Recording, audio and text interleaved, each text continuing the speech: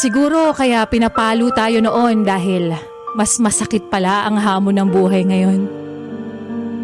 Siguro kaya hinahayaan tayong maglaro noon kasi mas seryoso na at hindi pala biro ang buhay ngayon. Siguro kaya yung mga magulang natin, ayaw tayo malingat sa paningin nila noon dahil inaabot ng buwan o taon bago ka nila makasama ngayon.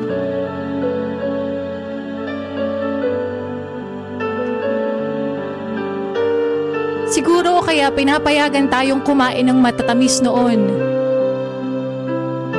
dahil mapait pala ang buhay ngayon.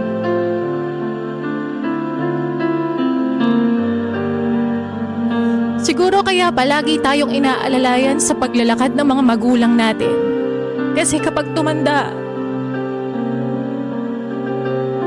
walang ibang tutulong sa atin kundi sarili lang natin. Siguro kaya masaya na tayo sa 10 piso noon dahil hindi mo pala basta-basta mabibili ang mga gusto mo ngayon.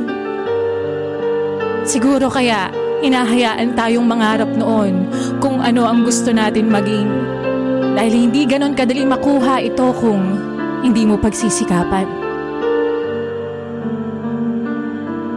Siguro kaya nung bata tayo, pinapatulog tayo sa hapon kasi kapag tumanda ka na, mamamalimos ka na ng tulog at pahinga.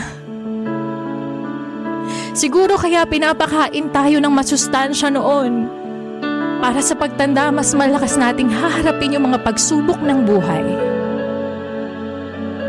Siguro kaya kailangan sabay-sabay kumakain noon.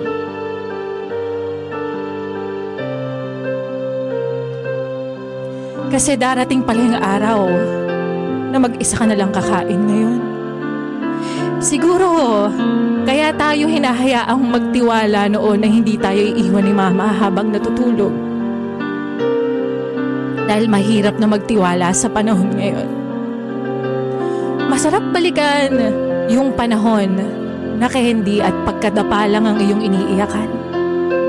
Na ngayon, ang dami ng dahilan na minsan parang gusto mong sumuko na lang. Pero heto ka. Kinakaya at nagagawa mong lampasan sa tulong ng pamilya at totoong mga kaibigan.